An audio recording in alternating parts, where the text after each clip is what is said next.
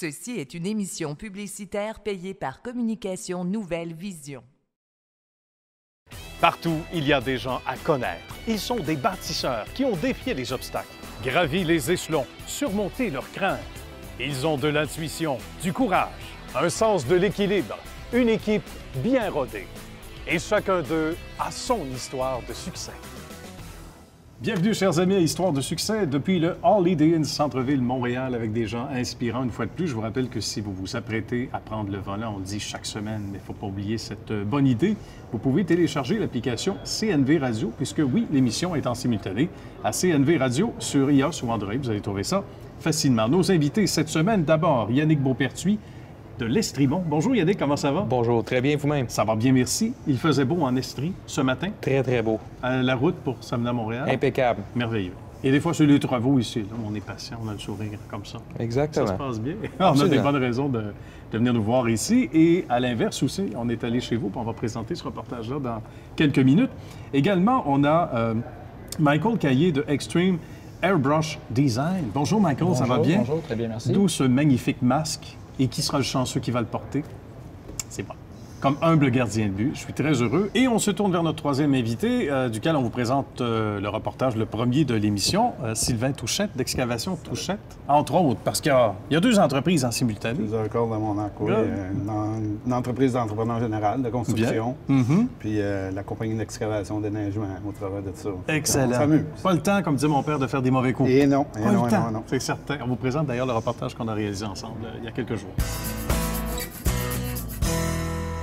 Salut, mon cher Sylvain. Salut. Un endroit que tu connais bien, avec beaucoup de cœur à l'ouvrage, parce que tu as contribué, et pas à peu près, des rénovations. Ici, on est chez Honda, Saint-Basile, Rive-Sud de Montréal. Ouais. Raconte-nous, quel a été ton premier coup de marteau? Si les travaux consistaient, on appelle le programme Image, c'est des travaux qui sont pas exigés, mais qui sont fortement recommandés par Honda Canada.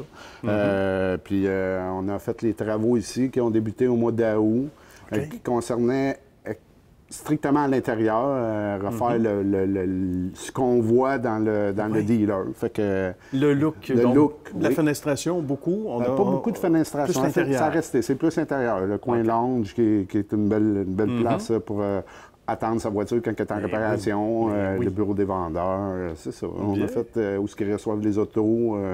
Un beau projet. Excellent. Ouais. Raconte-nous, parce que les gens à la maison sont sans doute, comme moi aussi, très intéressés à savoir comment on travaille sur la planche à dessin selon les besoins des gens. Un projet comme ça, ça décolle souvent par un prix budgétaire. Ensuite, on s'assied avec le client. Ensuite, il y a la remise des plans. Parce qu'il y a toujours des plans qui sont... puis ici, devaient être acceptés par la Ville de Saint-Basile. Ah, là aussi, il y a des contraintes. Oui, il y a des contraintes au niveau de ça. Fait que tu ne sais pas ce que tu veux, comme tu veux, quand tu veux. Même à l'intérieur. Oui, même à l'intérieur. Puis c'est ça, ça a décollé avec ça tranquillement. Même, je te dirais que c'est un projet que ça fait 1 an et demi que c'est commencé. Les premières fois qu'on s'en est parlé avec le propriétaire, ça a commencé tranquillement comme ça. Puis les travaux ont débuté en août 2016, puis ça a terminé en décembre 2016. C'est quand même... Noël. Ben oui, un beau cadeau de Noël que Sylvain offre aux amis ici. L'intérêt pour le merveilleux monde de la construction, parce qu'on dit souvent que dans ce beau domaine-là, puis c'est tellement large, ça vient quand on est tout petit, en jouant avec nos Tonka, en jouant avec nos Legos, en faisant des maisons. Est-ce que c'était ton cas? Oui, on dit souvent que la pomme ne tombe jamais loin du pommier. Bien, pour moi, c'est arrivé pour de vrai. C'est vrai. Écoute, aussi loin que je peux me rappeler dans mes souvenirs, je travaillais avec la machinerie, on s'amusait avec ça dans la cour, puis veux pas de voir le paternel qui était entrepreneur. J'ai appris à bonne école. Voilà. J'ai continué un peu le C'est le même cheminement. Oui, c'est ça, le même cheminement que lui avait commencé. Puis aujourd'hui, on est rendu là, puis ça va bien. C'est extraordinaire. C'est le fun. Puis il y a toutes sortes de trucs qui viennent du paternel à un moment donné avec le temps. Ah, bien, c'est certain, c'est mon mentor. C'est mon mentor, oui. Souvent, souvent, mon père va aller le voir pour des questions. Encore aujourd'hui? Oui, encore aujourd'hui. Il est assez avancé en âge, il a 80 ans, puis encore aujourd'hui, il va cogner à sa porte. C'est bien. C'est toujours pratique de savoir, parce qu'il y a des éléments communs qui ne changent pas malgré les modes, malgré le temps. Et c'est tant mieux. Et c'est une base solide, tu dirais, qui t'a permis de te propulser, parce que sans ça, Il y a des gens qui réussissent, tant mieux, mais on n'a pas les mêmes outils. On part de moins que zéro, souvent. Je peux te dire, oui. Puis je peux te dire que j'enlève rien aux écoles, mais tu n'apprends pas ça à l'école, ce métier-là. C'est sur le terrain. Toi, oui, c'est ça. Tu peux pas tout connaître ça d'un coup sec de même, puis, mais ça vient avec le temps, puis c'est des expériences que tu fais, puis c'est correct. C'est assez intense. Ouais. Écoute, c'est un projet d'envergure ici. Oui. Il y en a d'autres ailleurs. Il y a des projets qui peuvent sembler plus petits, mais qui demandent autant, sinon encore plus de rigueur. Raconte-nous, entre autres projets. Là. Écoute, nous autres, on fait des travaux de 0 à aller à 1 million. J'ai pas de range de travaux, fait qu'on travaille pour des compagnies d'assurance, on fait des dégâts d'eau, on est implanté un peu partout. Je veux dire, moi, je refuse jamais, puis quand je suis capable de mettre mon expérience pour le client, mais écoute, ça me fait super plaisir. C'est extraordinaire. Ouais. C'est quoi qui est le plus beau thrill, le plus beau défi pour Sylvain Touchette? C'est de savoir qu'il y a un projet qui n'a pas encore été réalisé, un type de projet qui te donne le goût de dire hey, « ça, je ne l'ai pas fait, je sors de ma zone de confiance ». J'ai pas de projet préféré. Moi, tous les projets ont leur particularité. Puis autant un dégât d'eau va m'attirer parce qu'il y a toujours de quoi, il y a un problème, il y a une infiltration, il y a quelque chose. Il y a quelque chose. Qui est excitant. Puis tu vois avant, puis tu vois le après. Oui. Tu sais, comme ici, ça a changé de look totalement. Ici, là, pour que ce soit beau, effectivement. Donc, ça attire l'œil, mais il faut que les gens se sentent chez soi. Dans le domaine de l'automobile, comme dans d'autres secteurs, parce que tu as d'autres projets que tu fais, comme on dit, en parallèle. J'ai une compagnie d'excavation aussi. Qui était le départ de ma compagnie à moi. Au début, quand j'ai commencé tranquillement. J'avais été élevé là-dedans, puis c'était ça qui m'attirait un peu plus au début. Puis j'ai commencé. Puis aujourd'hui, je mène les deux de parallèle, puis c'est ça. On a nos projets d'excavation puis nos projets de construction. Et le succès s'étend sur les deux entreprises. D'ailleurs, tu vas pouvoir revenir à l'émission un peu plus tard. On aborde l'été, à la fin du printemps. Et là, on va se concentrer beaucoup sur le côté excavation Touchette. Qu'est-ce qui te rend le plus heureux aujourd'hui? Parce que tu es encore évidemment jeune et toutes ces réalisations-là, derrière toi, l'expérience du paternel, tu dirais que c'est le combiné de tout ça qui te rend fier à te lever chaque matin, nouveau défi? Fier, oui, super fier. Puis en plus, on dirait que c'est comme si c'était hier que j'ai commencé, puis c'est ma 30e année cette année. Fait que pour moi, c'est comme... Je vois pas la fin. Je vois pas la fin, puis je me vois pas arrêter demain matin. Je vois pas... J'ai encore du plaisir comme j'en avais quand j'ai commencé. C'est extraordinaire. Puis même plus. Puis chez les gens que tu engages, j'imagine que c'est quelque chose que tu vois dans les yeux de la personne. C'est quelque chose qu'on recherche beaucoup. Tu sais, comment tu vas t'adonner avec ton employé, comment, tu sais, l'échange que tu peux avoir. Ben oui, parce que c'est tes yeux, c'est tes oreilles, c'est tes mains. Moi, je regarde mon fils, je pense que ça va naître une relève parce qu'il est un peu à mon image dans le sens qu'il a commencé jeune, il était élevé là-dedans, puis aujourd'hui, il en mange autant que moi je peux en manger. Ça, c'est bon. Mais côté main-d'œuvre, je te dirais que c'est de plus en plus compliqué, par exemple, d'avoir de la main-d'œuvre qui veut. Aujourd'hui, avec le monde de l'Internet et tout ça, on dirait que c'est plus porté à des là. T'as moins de main-d'œuvre. Physique, oui, effectivement. Ça, on a plus de misère. Fait que faut les chercher des fois, nos bons employés. Puis, mais il y en a. De belles perles à découvrir. Donc, si vous vous sentez interpellé à la maison et que ça vous tente de faire partie de la belle équipe de Sylvain, ses coordonnées apparaissent au bas de l'écran. Merci, Sylvain. Merci, Nicolas. C'était un bonheur. Puis on se retrouve très bientôt. Pas de problème. Merci. On se tourne maintenant du côté de Yannick qui a sa question pour notre ami Sylvain. Oui, Sylvain, bien, écoute, étant donné que c'est une entreprise à multifacettes, là, je me demandais comment on fait pour gérer autant de compétences différentes et où l'aspect ressources humaines, là, comment ça se fait? Ça prend les bons hommes aux bonnes places, la main-d'œuvre qualifiée. Avec ça, on est capable de faire un méchant bout. Là. Je veux dire, si les choses sont bien gérées puis sont aux bonnes places, au bon moment, tout va bien.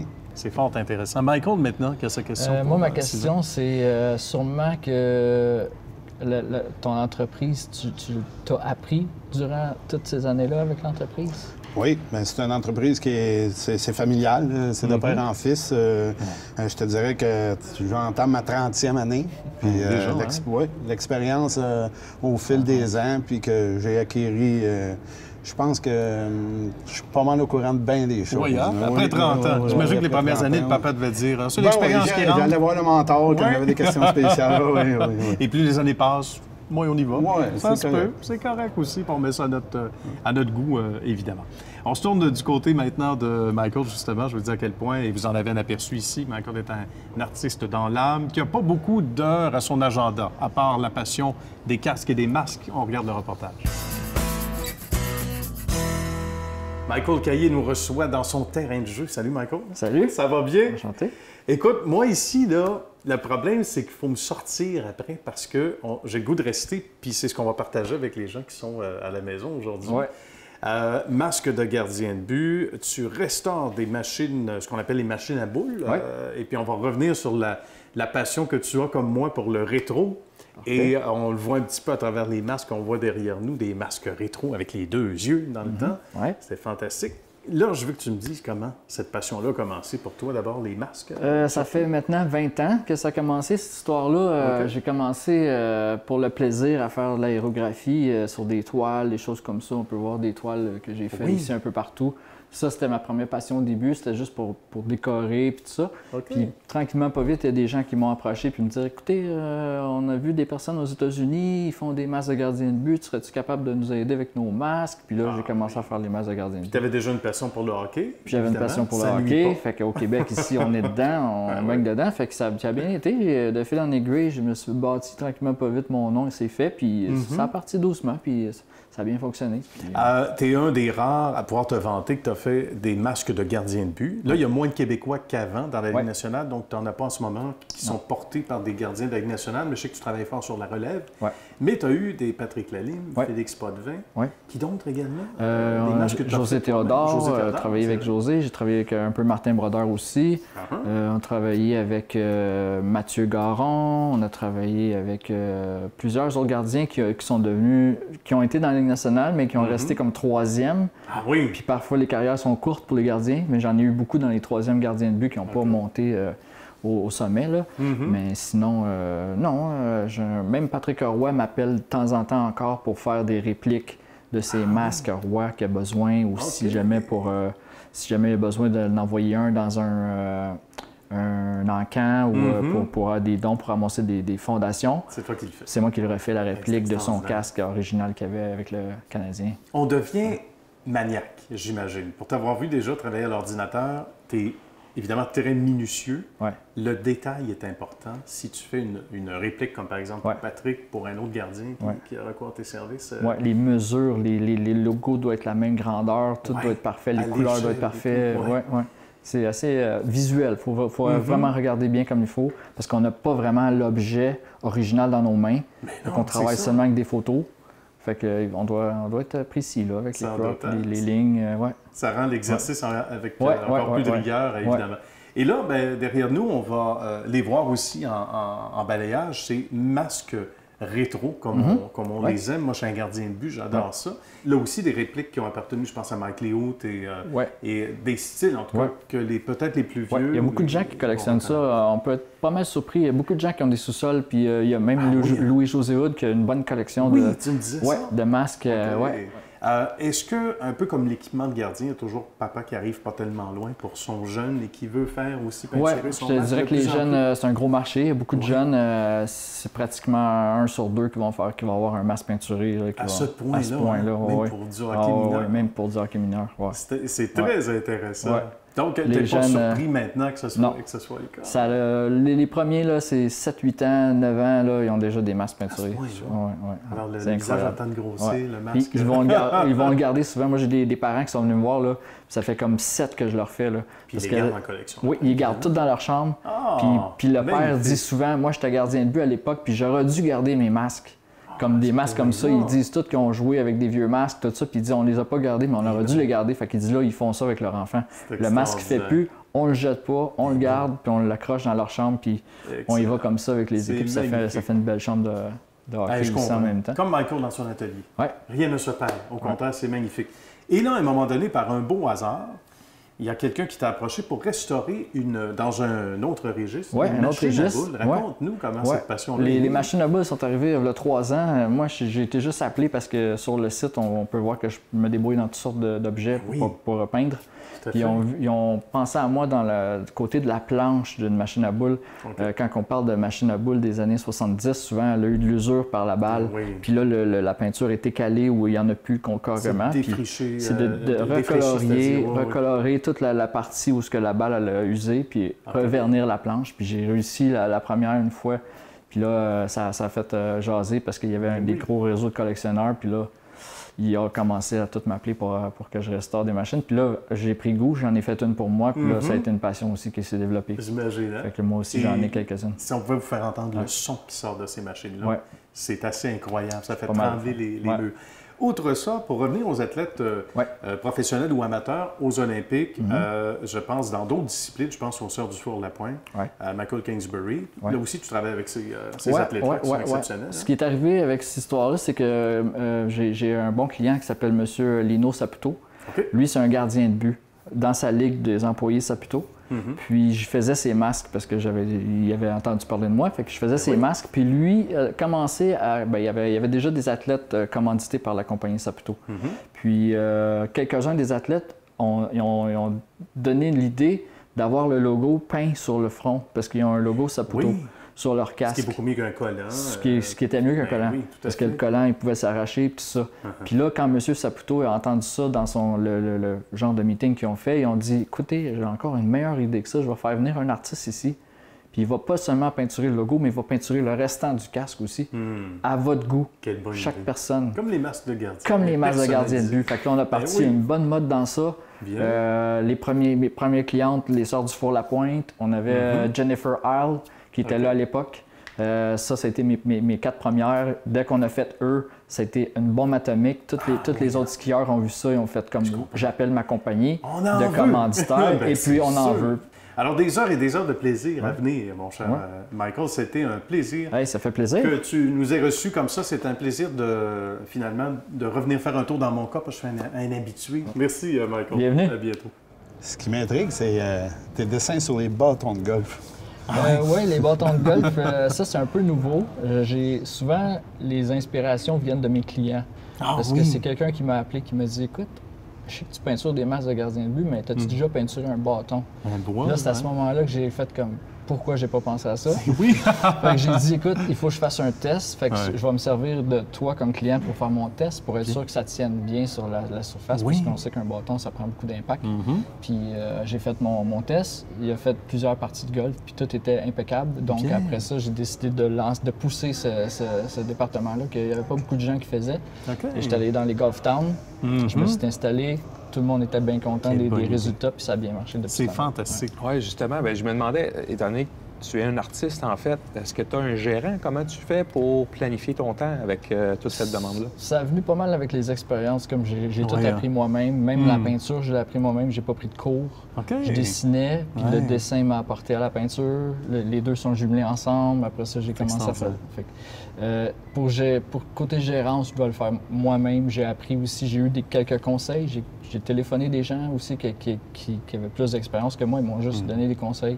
Puis je me suis laissé aller dans cette direction-là. Puis pour l'instant, ça va bien. C'est extraordinaire. Ça va très bien. Puis même s'il y avait un agent, il n'aurait pas le temps de lui parler.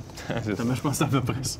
On se tourne du côté d'Yannick, on est allé visiter en Estrie, dans un paysage et un décor tout à fait pittoresque. On regarde ce que ça donne.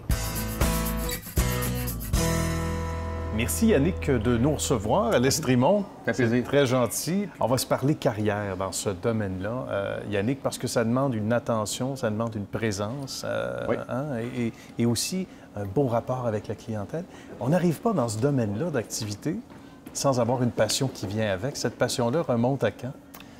Écoute, moi, ça remonte, c'est drôle à dire, je vais faire un parallèle avec peut-être d'autres milieux. Peut-être des gens vont se reconnaître dans cette réflexion-là. Quand j'étais tout jeune, j'étais un enfant timide.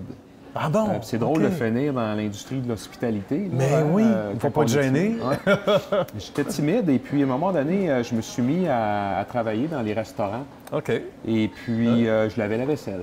Bon. Puis là, j'avais une petite tape dans le dos d'encouragement des patrons, une fois de temps en temps. Puis là, ça m'a commencé à me donner de la confiance. Oui, puis là, c'est important. C'est ça. Puis de fil en aiguille, dans les restaurants, bon, j'ai tout fait dans les restaurants, barman, serveur. J'ai tout fait dans les hôtels aussi. Et puis, donc, à force de me faire donner des tapes dans le dos et de me faire encourager, bien, j'ai choisi la vocation d'être hôtelier, en fait, parce que ça a toujours très bien fonctionné. Là. Il y a quand même un saut important à faire, Yannick, et tu vas me voir venir, justement parce que tu parles d'entrepreneuriat, entre celui qui était timide, qui s'est fait donner des tapes dans le dos, encouragé, puis qui a gravi les échelons, à être entrepreneur. Parce que tu aurais pu être dans le domaine de l'hôtellerie, puis dire, bon, ben regarde, moi, j'en fais carrière comme employé, et c'est noble. Oui. Mais tu as décidé de sauter la barrière. Où l'appétit était tellement grand, j'ai hâte de t'entendre là-dessus, que tu en es devenu actionnaire, là, comme ici. Oui, exactement. Bien, une partie... Bon, c'est un trait de personnalité, je pense, dans mon cas. J'étais qualifié de ce qu'on dit d'intrapreneur. Hein? Partout dans les entreprises où je suis passé, dans des entreprises privées petites jusqu'à de très grandes entreprises publiques, là, j'ai toujours été celui qui aimait recevoir des mandats difficiles, par exemple, ce qu'on appelle les jobs de bras. Les pompiers qui éteignent des feux. Oui, ça ressemble à ça. Exactement. J'ai toujours trouvé des solutions à des problèmes chroniques d'entreprise. Donc, j'ai toujours aimé ça, moi, dans les entreprises, qu'elles soient petites ou grandes, de prendre beaucoup d'initiatives, de risques, et puis d'être, comment je pourrais dire, persuadé par ma volonté de réussir à l'intérieur de ces entreprises-là. Donc, une satisfaction personnelle de voir des résultats ou surtout de voir l'influence qu'on peut avoir dans une grande organisation. Comme personne, quand on voit qu'on peut apporter des résultats dans une grande organisation, on se sent bien.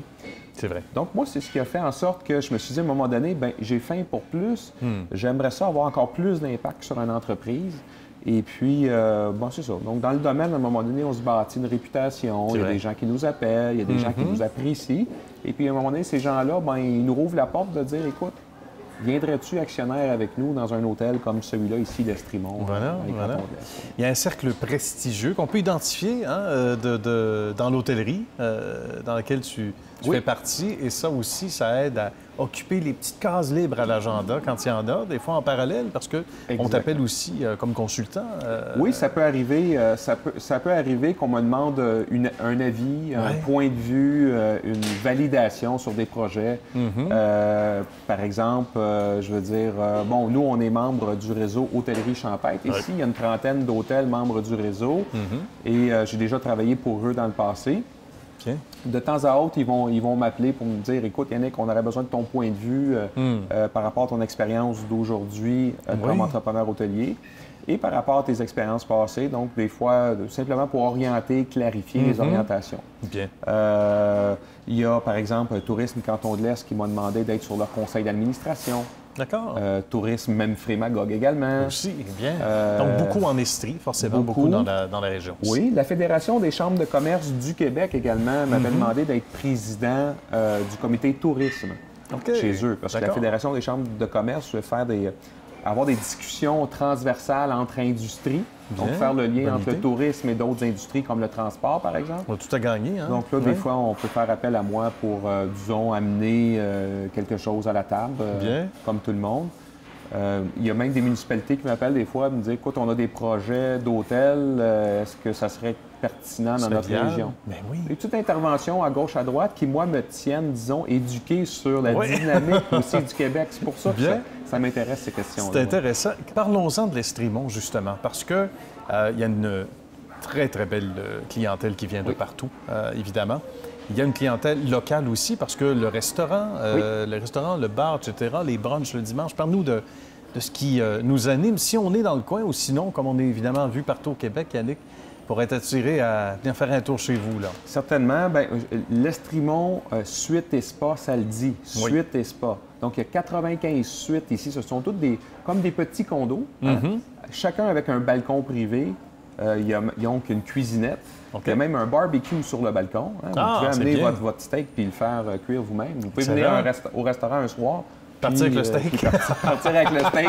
Le faire cuire chez Mais vous. le deuxième soir, vous prenez les services que vous avez dans le condo. Oui, tout à fait. Évidemment, il y a un spa. Il y a un centre Amérispa ici avec 13 salles de traitement. On a un sauna à l'extérieur, piscine. On a des bains, des spas, évidemment, à l'extérieur, avec vue sur le mont Offord. C'est vraiment magnifique. De toute beauté. On a un beau terrain, volleyball, tennis. Écoutez, service de restauration complet. Donc, on a un restaurant qu'on appelle le Pierre de Feu. Pas le Pierre à feu, mais le Pierre de Feu. C'est beau. Belle nuance. Le Pierre de Feu, lui, ce que c'est, en fait, c'est qu'une des spécialités, c'est la cuisine cuisson sur pierre volcanique. Ah, oui. Il n'y a pas de gras, c'est très sain comme alimentation. Excellent. Ce que je pourrais dire également, c'est qu'on a bien sûr des salles de congrès, banquets pour accueillir jusqu'à 300 personnes en congrès ici. C'est un lieu paradisiaque pour ça. Donc, on a des salles avec vue, encore là, sur le mont Offord. D'accord. Donc, c'est ce que je m'amuse à dire, un hôtel 4 étoiles avec tous les services d'un grand hôtel, mais vraiment avec une proximité de la clientèle, tel un aubergiste. On dit souvent le meilleur des deux mondes, hein, en quelque sorte. Exact. Merci beaucoup, Yannick. Avec ça a grand été plaisir. un plaisir. Merci de nous accueillir comme ça. Puis au plaisir de se revoir et bravo d'avoir fait histoire de succès. Merci à vous. Merci. Gérer l'hôtel, c'est quoi le plus difficile à gérer de tout le département de l'hôtel? Bonne question, Yannick. Hein? Bien, l'hôtellerie, c'est une business, comme on dit. Hein? C'est une entreprise d'émotion. Hein? C'est vraiment les interactions avec des êtres humains tout le temps. Ah oui. Donc, les clients qui sont là pour se détendre, puis qui ont ramassé des sous pour venir se détendre, qui ont des attentes, et puis que, bon, c'est une vacance, c'est important. C'est vrai. Et puis les employés qui, eux, doivent aussi, disons, gérer cet aspect-là. Donc, gérer la clientèle. L'employé, lui, c'est comme un soldat. Il faut qu'il soit à son meilleur tout le temps. Il faut qu'il soit de bonne humeur, souriant tout le temps. Même quand il va accueillir peut-être 300 clients dans sa journée, il faut qu'il soit toujours parfait. Donc, c'est exigeant au niveau de l'être. Il faut être une bonne personne, il faut se parler régulièrement. Donc, en fait, c'est ça. Fait que moi, je suis là plus comme coach pour amener de la structure, de la communication, des façons de faire pour gérer tous ces aspects-là, qui sont quand même très émotifs. Là, c'est une business de relier au sens, hein, tous les sens. Donc, absolument. Très bien. Et ça inspire Sylvain, cette fois, pour la question. Ta vision pour l'Estrimont dans un avenir rapproché, lointain, mettons? Là, maintenant, la vision, c'est sûr que j'ai une vision de développement. J'ai des dessins dans mon esprit par lesquels je vais commencer. Est-ce que c'est d'agrandir le restaurant, mettre une terrasse? Est-ce que c'est de rajouter des chambres? Je ne le sais pas encore. Ça dépend d'un paquet de paramètres, mais c'est sûr qu'il y a des projets pour le futur de l'Estrimont, que ce soit de créer la synergie avec d'autres entreprises de la région ou même d'agrandir cet hôtel-là, peut-être. Mais il y a plusieurs possibilités. Ça va dépendre. On va y aller étape par étape. Bien. Donc, et vous pourrez à la maison y aller de vos suggestions. Parce que c'est le temps de donner vos adresses web respectives, messieurs, avant de vous quitter. Et on commence, à tout seigneur, tout honneur, par Yannick. Certainement. www.estrimont.ca. C'est aussi simple que ça. Vous allez voir, il y a des sections concours, il y a des prix spéciaux tout le temps. Alors, n'hésitez pas. De belles promotions et surtout un site enchanteur. Merci beaucoup, Merci mon cher Yannick, d'avoir accepté l'invitation. Merci également à Sylvain. Les sites web, parce qu'il y en a deux. Éventuellement, on va se parler d'autres entreprises, mais pour Touchette Excavation. Le site web, c'est www.excavation_touchette.com. Oui, tout simplement. Excavation pluriel, touchette.com. Merci beaucoup, Sylvain, également de la présence aujourd'hui. Et Michael, mon cher Michael Caillé, finalement, en conclusion, le site web. Site web www.extremeairbrushdesign.com. On voit plein de dessins déjà faits, des œuvres déjà faites pour les clients sont déjà installés. Et vous avez retrouvé ce magnifique masque que je me ferai un honneur de porter dès ce vendredi, mon cher maire, en pensant à vous. Merci beaucoup à tout le monde. Merci à vous tous d'avoir été là. Merci à vous également d'avoir été au rendez-vous aujourd'hui. On se retrouve la semaine prochaine. Bye bye.